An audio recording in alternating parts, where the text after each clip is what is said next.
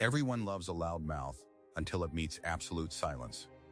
When a 22-year-old black belt at a strip mall dojo decided to mock the new woman in the class, calling her soccer mom and lunging to strike, he didn't realize the quiet figure in faded sweatpants had commanded SEAL teams in Helmand. What happened next was not a fight. It was a clinical takedown that ended in one breathless second. Morgan Reed, a Navy SEAL commander, had survived firefights and an eye that left shrapnel lodged near her spine. The ringing in her ears was a permanent alarm she couldn't silence. Her therapist gave her an odd prescription: take a martial arts class, not to fight, but to feel her feet on the ground. She walked into Apex Martial Arts in faded sweatpants, hoping for quiet. The instructor misread the woman in the corner. He thought he had found an easy victim. He had just poked a sleeping dragon. Morgan didn't start out as a ghost. She grew up on a horse ranch in Wyoming, the daughter of a farrier who taught her that quiet competence outlasts loud confidence every time. She enlisted at 18, not out of patriotism or desperation, but because she wanted to know what she was made of. Basic underwater demolition SEAL training answered that question with brutal clarity. Out of a class of 212 men and 4 women, she was one of 6 who finished. She learned to run on stress fractures, to navigate open ocean at night without a compass, and to make decisions that kept people alive when every option was bad. By 31, she was leading a 14-man team through the dusty labyrinth of Helmand Province. The eye that ended her career didn't even make a loud noise. It was a pressure plate under a goat path, a hollow click that turned into a wall of heat, and a piece of Russian casing lodged between her 4th and 5th vertebrae. She woke up in Landstuhl Regional Medical Center with a permanent high-frequency tone in her ears and a piece of paper that said medical retirement. For 14 months, she tried civilian life the way a stranded fish tries land. She moved into a cramped apartment in Virginia Beach because she didn't know where else to go. She wore oversized hoodies to avoid questions about the scars. The ringing in her ears never stopped, a relentless electrical whine that made sleep a negotiation and silence impossible. Her therapist, a former Army medic named Dr. Eliza Chen, gave her an assignment during their 4th session. Martial arts, Chen said. Not combat training. Something gentle. Aikido, maybe. You need to feel your feet on the ground and your weight in a room that has no gunfire. You're in permanent threat assessment mode, Morgan. You need to teach your nervous system that not every room is a kill box. Morgan thought it was ridiculous. But she was a Navy SEAL. She did hard things even when she didn't believe in them. So on a Tuesday evening, she drove her dented Toyota Corolla to a strip mall on the edge of town. The sign said Apex Martial Arts in gold letters above a tinted front window plastered with a collage of smiling kids in crisp white uniforms. Inside, the air smelled like bleach and vinyl mats. Fluorescent lights buzzed overhead. A half-dozen mothers sat in plastic chairs along the back wall, thumbing through Instagram while their children practiced crescent kicks. The instructor was a young man in his early 20s with a black belt tied tight around a tapered waist. A white sweatband crowned his forehead. He moved like a dancer, all fluid athleticism and unchecked ego. This was Tyler Vance. He had earned his black belt at 19, opened the dojo with a small business loan co., signed by his parents, and built a loyal clientele of families who mistook his bravado for expertise. He treated every class like a performance, pacing the mats in a crisp gi while his assistant instructors, 2 early 20s sycophants, laughed at his jokes and fetched his water bottle. That evening, he was working through a basic striking combination with the adult beginner class. Jab, cross, pivot. It's not rocket science. People. His voice carried the nasal condescension of someone whose authority had never been genuinely tested. Morgan signed the waiver at the front desk and walked onto the mat in her faded sweatpants and gray hoodie, a stark contrast to the pristine white uniforms around her. She stood at the back, arms crossed, gaze cataloging every exit, every window, the weight of every person in the room. The ringing in her ears was a steady 8 out of 10. She focused on the texture of the mat under her bare feet, just as Dr. Chen had instructed. Grounding, Tyler noticed her. A new face in baggy clothes, a woman in her late 30s hovering at the edge of his kingdom. He saw hesitation. He misread it as weakness.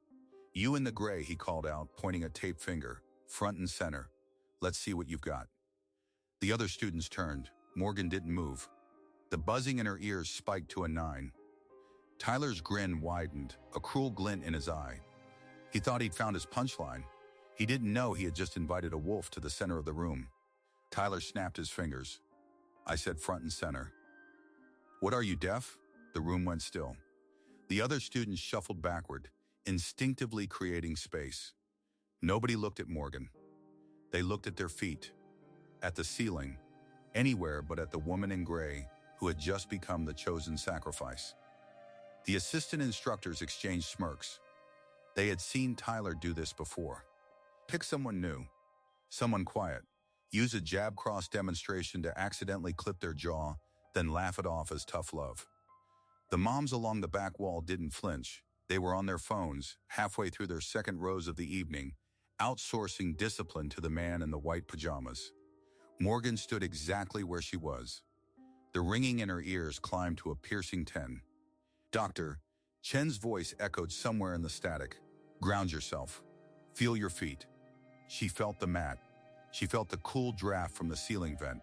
She felt the precise distance between Tyler's lead foot and her center of mass. 13 inches. Her body was already running calculations she hadn't consciously requested. "I'm talking to you, soccer mom," Tyler said. Louder now. "This is a martial arts class. You need to actually participate. Jab, cross, pivot, let's go."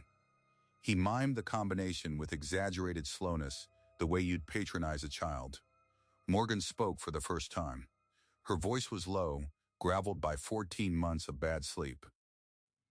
"No, thank you. I'm just observing." Tyler's grin turned brittle. Resistance was not in his script. In front of his paying customers, his assistants, the Instagrammable mythology of his own greatness, a refusal was an insult. "We don't do observing here. You signed the waiver, you're on my mat. Now throw a jab cross before I have to teach you what happens to people who waste my time." He took a step toward her. The mothers looked up. One of them lowered her phone. Morgan didn't move. She didn't raise her hands. She didn't drop into a stance. Her eyes tracked the bead of sweat running down his temple, the flutter of his carotid artery, the uneven weight distribution that told her he was about to lunge. The ringing in her ears flatlined into something cold and silent. Tyler interpreted her stillness as fear. He had spent his entire adult life in a bubble where volume equaled dominance and no one was ever allowed to hit him back. He decided to give the class a demonstration they would never forget. He raised his right hand in a picture-perfect back fist, telegraphing the movement so everyone could see what was coming. Then he lunged. Time did not slow down for Morgan Reed. It simply became very, very clear. She did not flinch. The same part of her brain that had navigated ambushes in the Corango Valley recognized the attack as an irregularity to be neutralized. Her body moved before her mind could veto it. She stepped inside his guard, a clinical diagonal advance that erased the distance before his back fist had finished its arc. Her left foot hooked the outside of his lead ankle, trapping his base. Her right forearm drove upward, not a punch, but a blunt wedge of bone that slammed into the soft hollow of his throat. It was a technique she'd learned from a chief petty officer in Coronado, a close-quarters combat restraint designed to separate an aggressor from conscious aggression without permanent damage. Execute it with control, and the recipient simply crumples, too busy trying to remember how to swallow to throw another strike. Tyler Vance crumbled. His legs buckled as his airway convulsed. He crashed onto his back, spread-eagled on the bright green mat, making a sound that was part gag, part gasp. His face transformed from predatory amusement to wide-eyed, uncomprehending terror.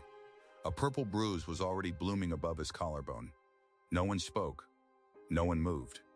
The hip-hop track on the ceiling speakers was the only sound, a tinny bass line that suddenly felt obscene. The assistant instructors stood frozen, mouths open. The mothers on the back wall were no longer on their phones. One of them, a woman in yoga pants holding a half-eaten granola bar, dropped it onto the floor without noticing. Morgan stepped back. The silence in her head was immediate and terrifying. For the first time in 14 months, the ringing stopped. It was replaced by a deafening quiet that was somehow worse. She looked down at Tyler, who was rolling onto his side, clutching his throat, tears streaming down his face. Her expression held no triumph. It held nothing at all. From the back office, a door creaked open.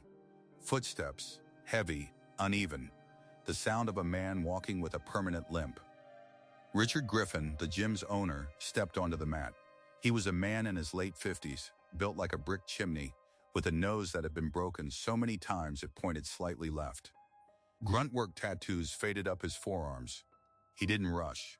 He took in the scene, the instructor gasping on the floor, the assistants paralyzed, the woman standing over the wreckage with a stillness that wasn't civilian. Griffin's eyes met Morgan's. He didn't need a waiver to read her. The hyper-vigilant posture, the 1,000-yard stare, the way her hands were already positioned for the next threat. He had seen that stance in Basra, in a medic tent, in the mirror after his own retirement. He nodded once, a barely perceptible gesture of recognition. He turned to the fallen instructor. Tyler. His voice was a low rumble, the kind that doesn't need volume to command. Get up. Clear out your locker. You're done. Tyler wheezed, trying to form a protest, but Griffin cut him off with a raised hand. I've been looking for a reason for 6 months. You just gave me one. Go. The assistant instructors helped Tyler to his feet, half carrying him toward the changing room. The mothers were gathering their children, ushering them out the front door, whispering. The dojo emptied in less than 2 minutes.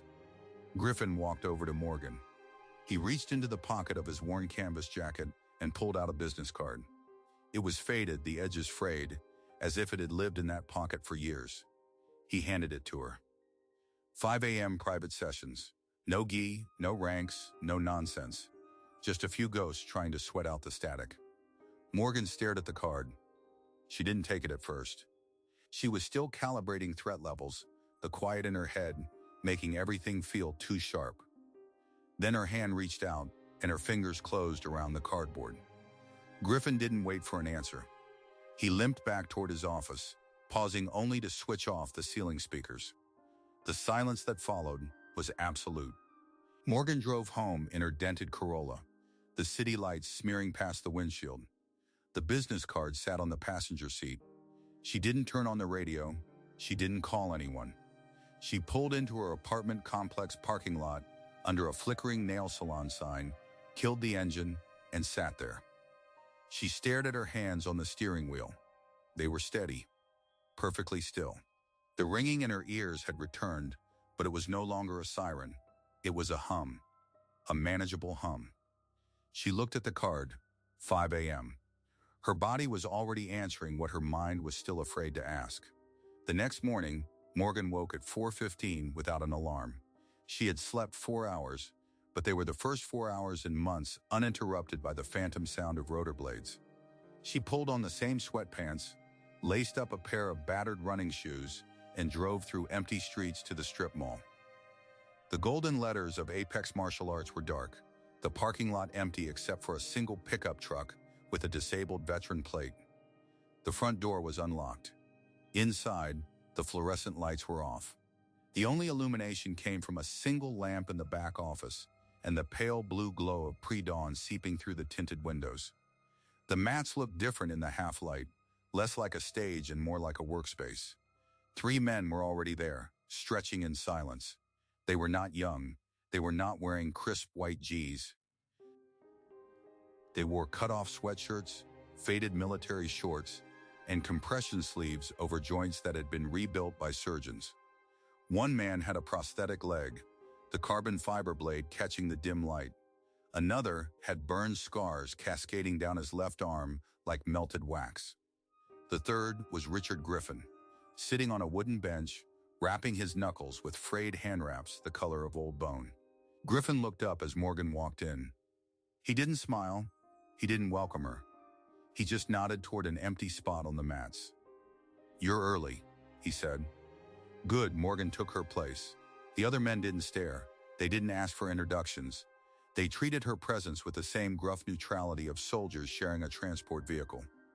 Their silence was not cold, it was respectful. It recognized that anyone who showed up at 5 a.m. to sweat in the dark was already proven. Griffin stood slowly, his limp pronounced as he moved to the center of the mat. We don't do belts here. We don't do kata. We don't do trophies. What we do is ground and pressure. Controlled breathing. Muscle memory. You learn to feel your feet, control your heart rate, and remember that you're still breathing. Questions? No one spoke. They began. For the next 60 minutes, Morgan was not a commander, not a patient, not a shattered veteran clinging to a therapist's prescription. She was a body in motion. They started with simple grounding drills, walking the perimeter of the mat, heel to toe, eyes closed, feeling the vinyl texture. Then partner-based balance exercises, learning to absorb and redirect weight without aggression. Griffin paired her with the man with the prosthetic leg, a former Army Ranger named Marcus, who spoke maybe 4 sentences the entire session. Left foot. Feel it. Good, that was all. By the time the sun rose, casting long orange rectangles across the mat, Morgan was drenched in sweat and breathing in a rhythm she hadn't accessed since before Helmand. The ringing in her ears was a soft 4. She sat against the wall, drinking water from a dented metal bottle, and for the first time in over a year, she felt something that wasn't fear or numbness.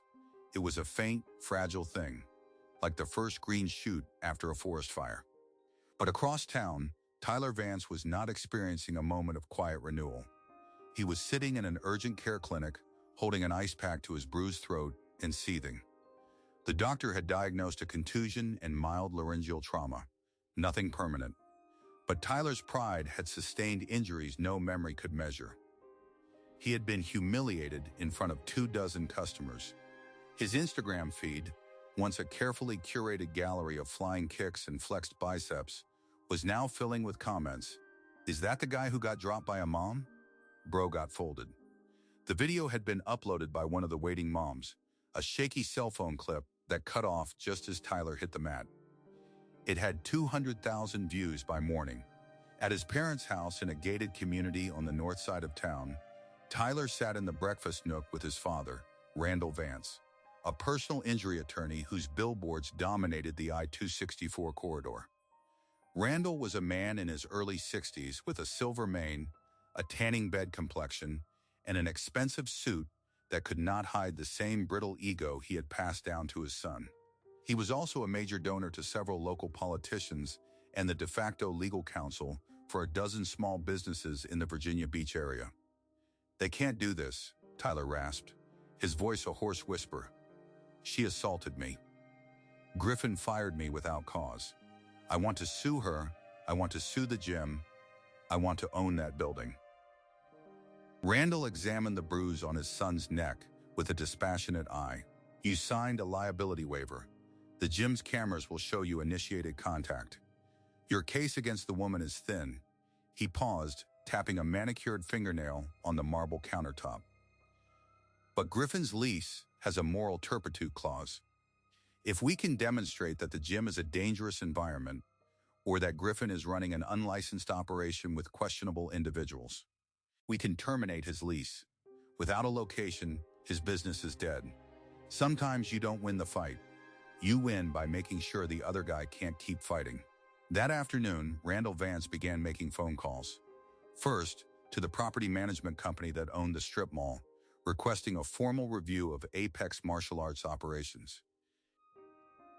Second, to a contact at the city's Business Licensing Bureau, filing a complaint about an unpermitted early morning training program using the facility outside of zoned hours. Third, to a reporter at the local news station who owed him a favor, pitching a segment on vigilante veteran groups operating in family neighborhoods. Within 48 hours, Richard Griffin had a stack of paperwork on his desk, a notice of lease violation, a demand to cease all 5 a.m. activities pending an investigation, a letter from the property company's legal department referencing a possible eviction. and a reporter's voicemail asking for comment on a story titled Dojo of Darkness, Secret Combat Club for Traumatized Veterans. Morgan found out about it on a Thursday afternoon. She arrived for the 5 a.m. session to find Griffin sitting alone in the dark, the paperwork spread in front of him. The other men were there too, standing in a silent line, their faces unreadable. The prosthetic leg of Marcus rested against a chair. He was rubbing his residual limb, a nervous habit.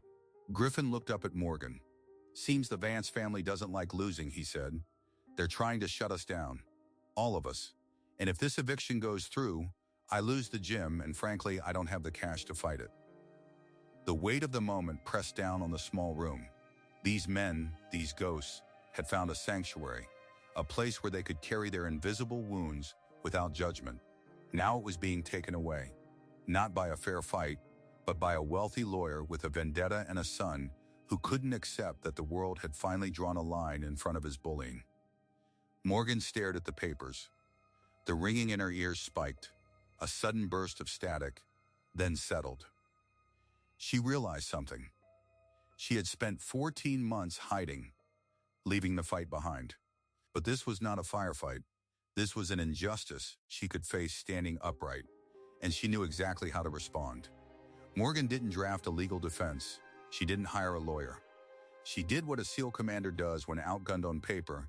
She gathered intelligence, built a coalition, and attacked the problem from an angle no one expected. The first call she made was to Dr. Eliza Chen. Not for therapy, but for names. Chen had spent a decade treating combat veterans.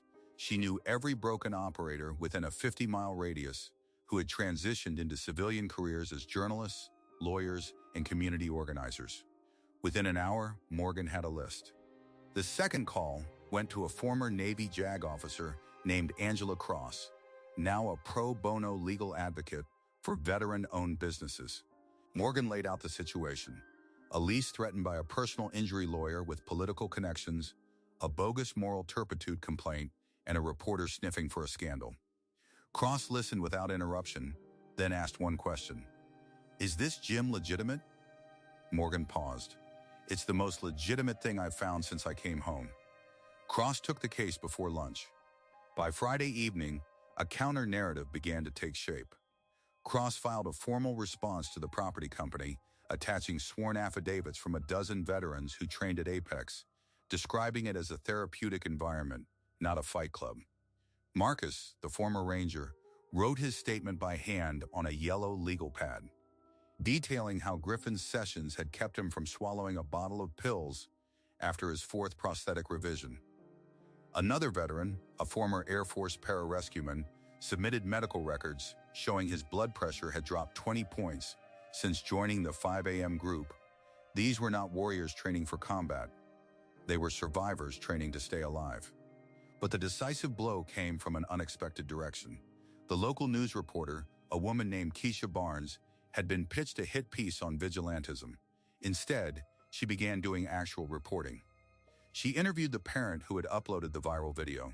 The mother, embarrassed, admitted she initially thought Tyler's takedown was funny, but later realized the woman in gray had only reacted after Tyler lunged.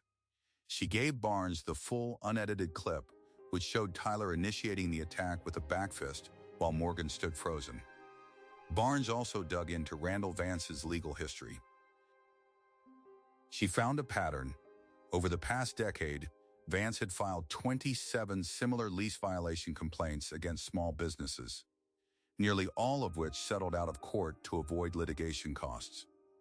She interviewed 2 former property owners who described Vance as a legal extortionist. The story that aired on Sunday evening was not Dojo of Darkness, but Legal Bully, how a strip mall lawyer tried to destroy a veteran's sanctuary. By Monday morning, the property management company had withdrawn its eviction notice. A spokesperson issued a terse statement about reevaluating the facts. But the truth was simpler. Bad press is bad for commercial real estate. Randall Vance's phone stopped ringing. 2 of his political allies quietly removed his name from their re-election websites. Tyler, meanwhile, had made a catastrophic error in judgment. Angered by the news segment, he posted a rambling video on Instagram, calling the veterans broken losers and Morgan a psycho lady who should be institutionalized. The backlash was immediate and savage. National veterans organizations shared the clip. A UFC fighter with 2 million followers called Tyler a clown who got folded by a soccer mom. Within 48 hours, Tyler had privated all his social media accounts and checked into a wellness retreat in Sedona, Arizona, where, as one local paper dryly noted, he will presumably learn to keep his mouth shut. The morning after the eviction was dropped, Morgan arrived at the strip mall at 4:50. The parking lot was no longer empty. A dozen vehicles filled the spaces, many with out-of-state plates and disabled veteran tags. Inside, the mats were packed with men and women in sweatpants and hoodies, stretching in the half-dark. Some were missing limbs. Some carried oxygen tanks. Some were so young they looked like they should be in college, but their eyes were ancient. Griffin stood at the center, his frayed hand wraps hanging loose. When he saw Morgan, he simply nodded. Everyone found their place. The 5 a.m. sessions became something larger than grounding exercises. They became a lifeline. The community took notice. A local grocery chain donated bottled water and protein bars. A yoga studio across town offered free Friday classes. The city council, after initially threatening a zoning review, instead awarded Griffin a small business resilience grant, partly as a PR move, partly because 3 council members had veterans in their families and the optics of shutting down a therapy group were disastrous. Morgan kept training. Her hands stopped shaking. The ringing in her ears dropped from a constant alarm to an occasional visitor. 6 months after the incident with Tyler, she stood before a group of 15 new arrivals, all recently separated from service, all wearing the same lost expression she had worn on her first day. Griffin had asked her to lead the grounding portion of the session. She walked them through the heel to toe drill, eyes closed, breath steady. "Feel your feet," she said, her voice low and calm. "You're not in country anymore. You're here. You're breathing." A young woman in the back row, a former Marine with a visible tremor in her hands, began to cry. Not from pain, from relief. Someone understood. Morgan walked over and knelt beside her, placing a steady hand on her shoulder. No words were needed. Tyler never reopened his dojo. The lease on his instruction space expired, and without his father's legal muscle, he couldn't secure a new location. He tried running personal training sessions at a chain gym, but was asked to leave after 3 complaints about aggressive behavior. He eventually moved to another state where he works in his uncle's used car dealership, managing the Instagram account. His last post was a picture of a 2015 Honda Civic with the caption "Certified Pre-Owned." No games. Richard Griffin still limps. His nose still points slightly left. But on the wall behind his desk, alongside a folded flag and a faded unit photo, he now keeps a single-framed document, the eviction withdrawal letter, with a handwritten note at the bottom from Morgan Reed. It reads, "You gave me back my feet. I gave you back your gym. Let's call it even." And below that, a postscript, "See you at 5. The story of Morgan Reed is not really about a single takedown in a strip mall dojo. It is about a woman who walked into that room carrying the weight of a war that had followed her home, hoping only to feel her feet on the floor. What she found instead was a community of ghosts who had also been told to hide their scars, and a quiet man named Richard Griffin who understood that the best therapy does not come with a clipboard and a copay. Sometimes it comes in the dark, at 5 in the morning, with nothing but mat burns, controlled breathing, and the unspoken understanding that everyone in the room has crawled through something. Tyler Vance believed he was invincible because no one had ever truly challenged him. His father believed the law was a weapon to be wielded. But they both underestimated the quiet force of people who have already faced the worst and are not afraid to stand in front of a paperwork avalanche to protect a single sanctuary. The lesson here is not that violence solves problems. Morgan would be the first to tell you she did not want to touch Tyler that night. The lesson is that real strength does not need to announce itself. It does not live inside a belt rank or a social media following. It lives in the person who walks away from a fight they know they can win and only engages when there is something worth protecting. For 14 months, Morgan Reed lived with a ringing in her ears that would not stop. It took a collision with a bully for the noise to finally dim. Not because she hurt him, but because she remembered in that moment exactly who she was. A protector, a survivor, someone who had been trained for chaos and was finally learning how to live in the quiet. If this story resonated with you, if you believe that every person deserves a second chance, and that the quiet ones are often the strongest in the room, please hit that like button and share this video with someone who might need it. Subscribe to the channel for more real-life moments where arrogance meets its match and unexpected heroes step forward. And tell us in the comments, have you ever witnessed someone completely underestimate the wrong person? We read every single story. Until next time, remember, the most dangerous person in the room is never the one shouting the loudest. It is the one who has nothing left to prove.